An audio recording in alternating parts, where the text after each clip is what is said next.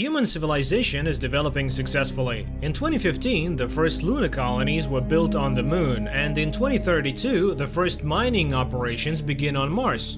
In 2040, the newest spacecraft, Event Horizon, goes to explore the boundaries of the solar system and disappears behind the planet Neptune. 7 years have passed. Dr. William Weir wakes up from a nightmare, the sight of a wrecked ship and the dead bodies of spacemen.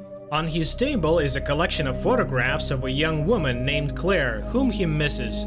Having cleaned himself up, the man goes on board the rescue spacecraft Lewis and Clark, which is sent on a secret mission. However, the astronauts themselves do not understand what could be secret on Neptune.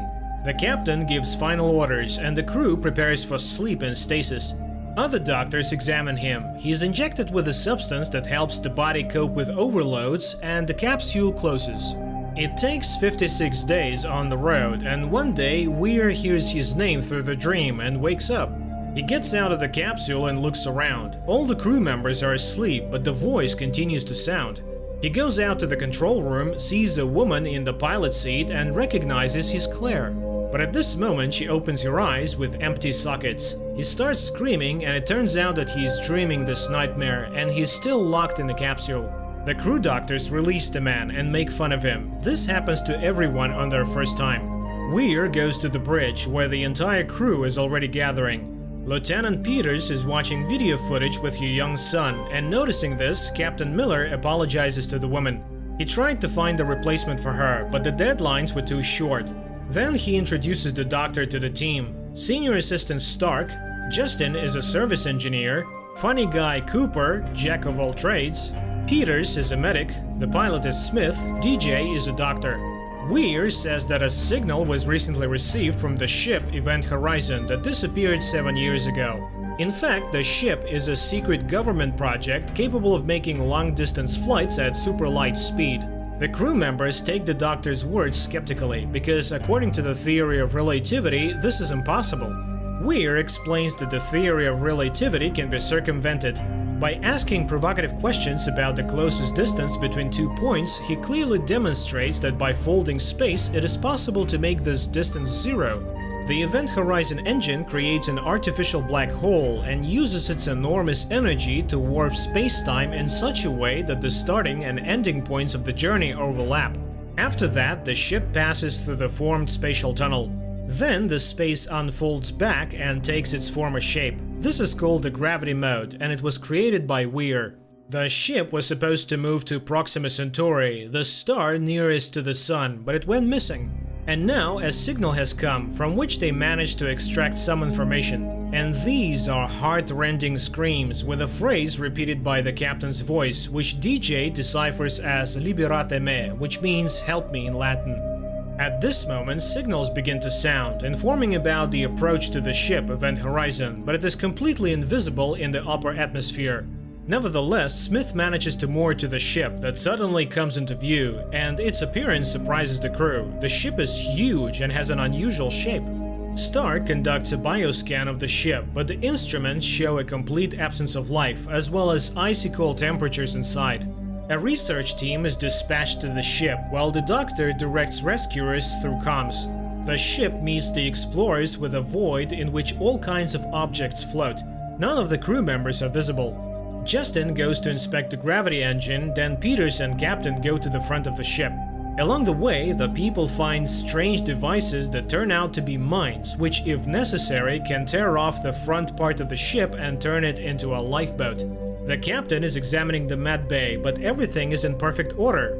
Suddenly, a part of a man's hand hits the captain's helmet, but he does not show his fear and goes on. At this time, Justin goes to the engine, to which a strange tunnel of rotating parts leads, which reminds the pilot of a meat grinder. In the meantime, Peters inspects the bridge and finds bloody footprints. While she's trying to get the disc with the logbook, a frozen corpse floats up to her. People can't understand what could have disfigured the body so much. The eyes seem to have been torn out, which could not have been the result of an explosion. Meanwhile, Justin scans the core he found, the center of the gravitational system, and accidentally activates it, which causes it to become liquid and the mechanic is pulled inside. And at this moment, a sudden explosion damages Lewis and Clark, and it begins to lose oxygen. Justin manages to get out of the core, but the guy falls into a comatose state. Captain Miller has no choice but to transfer his entire crew to the empty event horizon for the duration of the repair. However, it will have enough oxygen for no more than 20 hours. Peters manages to turn on gravity on the horizon, and Stark checks the ship's systems. No means of communication have survived, so it is impossible to hope for salvation from the outside.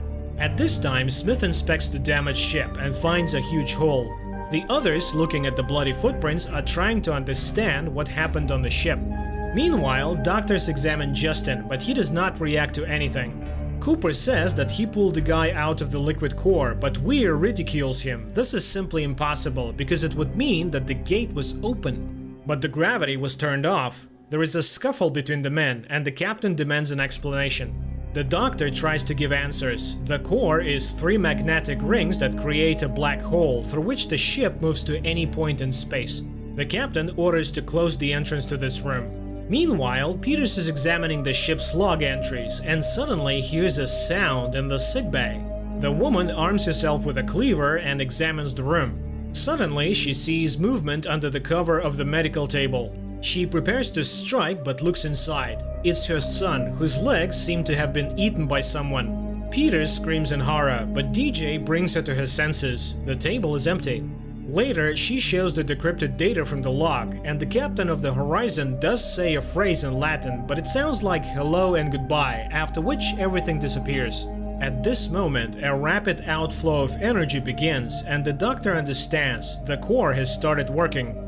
But why? He and the captain hurry to him, and Weir descends into one of the working tunnels. At this time, Justin, waking up, talks about the darkness that is already coming.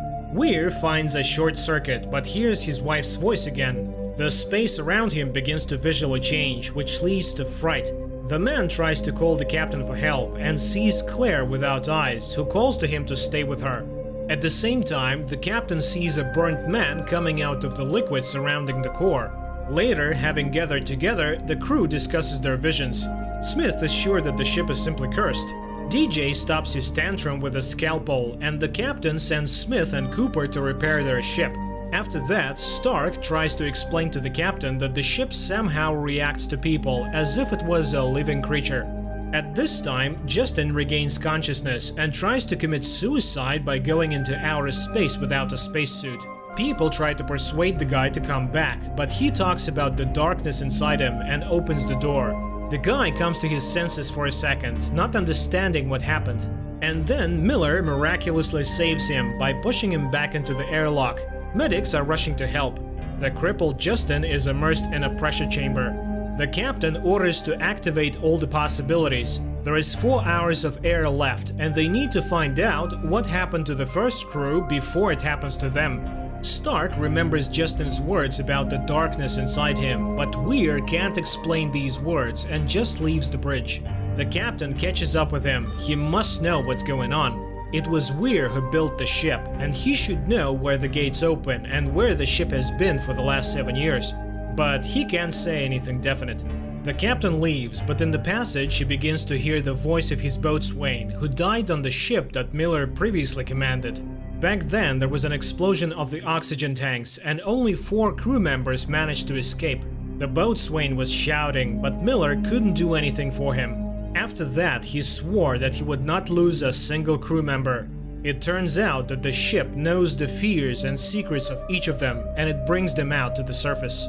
And then DJ admits that he made a mistake in translating a Latin phrase. In fact, it sounds like "save yourself from hell." It turns out that the ship has been outside the universe and reality, and it is unknown what it saw and what it brought with him. At this moment, Cooper reports that the ship is repaired and they can get out of there. The last finishing touches remain. Peters finally manages to open the logbook, and the last shots terrify the people. It turns out that after activating the engine, the members of the Event Horizon crew fell into a frenzy of torture, cannibalism, and violence. People started killing each other in the most sophisticated ways.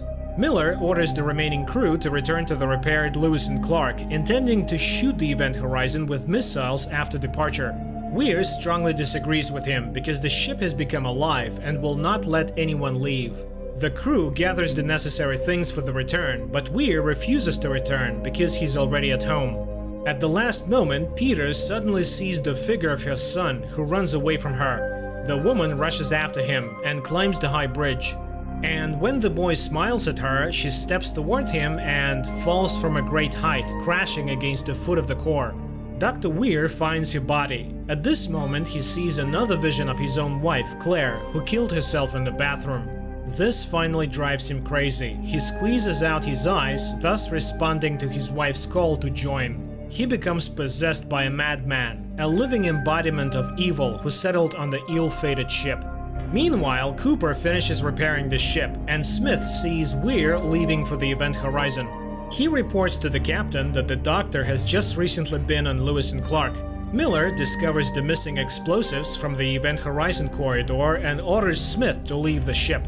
But the pilot does not have time to do this. Lewis and Clark explodes. Smith is instantly killed, and Lieutenant Cooper, who is on the skin of the ship, is thrown into space. The man comes up with a way to return to the ship. He needs to puncture his oxygen tank and thus direct himself to the event horizon. Miller warns DJ, working in the medbay, about the danger coming from the Weir, but he does not have time to do anything. The blind Weir disarms him and opens him alive. Miller, who breaks into the sickbay, finds only the mutilated body of the assistant. The enraged captain finds a pneumatic hammer. If Weir does not want to leave his ship, he will stay here. He sets out to track the madman and finds an insensitive Stark. After bringing the woman to her senses, he sees Weir in the captain's chair. Weir admits that he created the event horizon to reach the stars. But he went further and got into another universe, a dimension of true chaos and pure evil. And when the ship returned, it became alive. It is beautiful, despite the fact that it destroyed his crew. Weir is ready to show where the ship was, after which he starts the gravity engine, intending to send the event horizon on a new journey again. At this moment, Stark attacks Weir, but Weir throws the woman away and grabs Miller's pneumatic hammer. The captain warns that he may break through the shell, but the doctor is not afraid. Meanwhile, Cooper returns to the ship, flies up to the bridge and tries to contact someone inside. Weir fires back at the bridge porthole. The bridge becomes to decompress, and the doctor is thrown into space. The captain somehow miraculously manages to get back into the ship, and at the last moment drags Stark inside. At this moment, a signal is heard from the bow lock. People are arming themselves. It can be Weir, but they cannot take any risks. Fortunately, it turns out to be Cooper. But despite the death of the doctor, nothing is over yet, because the core is activated. Miller decides to blow up the corridor and hide in the wheelhouse. To do this, they will prepare the tanks and plunge into stasis, first sending signals of rescue. The captain goes to fulfill the plans, hearing warnings about the opening of the gate. And Cooper, having turned on the emergency beacon, suddenly sees streams of blood filling the ship. He barely manages to help Stark, and he rushes to the bow. Captain Miller prepares to activate the explosives on the bridge, but the vision of the burning boatswain drives him into the engine room. And suddenly, the image of the boatswain is replaced by triumphant Weir returned by the ship. He shows Miller the dimension of chaos, saying that hell is just a word and reality is much worse, and he will show the captain everything. Terrible visions of his crew flash before Miller's eyes, and he gets into a fight with the doctor. But evil cannot be defeated, and only at the last moment he manages to detonate the explosives, dividing the ship. After a few seconds, the tail section with Weir and Miller falls into the resulting funnel, and the front section with the 3 surviving crew members, Cooper, Stark, and Justin, immersed in suspended animation, remains in our universe in the orbit of Neptune. Cooper and Stark say goodbye to the captain and are placed in pressure chambers, waiting for rescuers. After 72 days, a second rescue team appears on the ship. Stark is the first to come out of suspended animation and joyfully welcomes people from Earth and asks where Cooper and Justin are. However, under the lifeguard's helmet, she again sees the scarred, disfigured but still triumphant face of Dr. Weir. Stark is terrified by a monstrous vision. Cooper and the lifeguard try to calm her down, repeating that everything terrible is over. But then the airlock door closes, leaving the finale of the film open. There are certain failures in the film, outright nonsense in the vision of the future and scientific discoveries. But the philosophical question is by no means ridiculous. Where are mankind's new discoveries leading? And who knows what's beyond the horizon?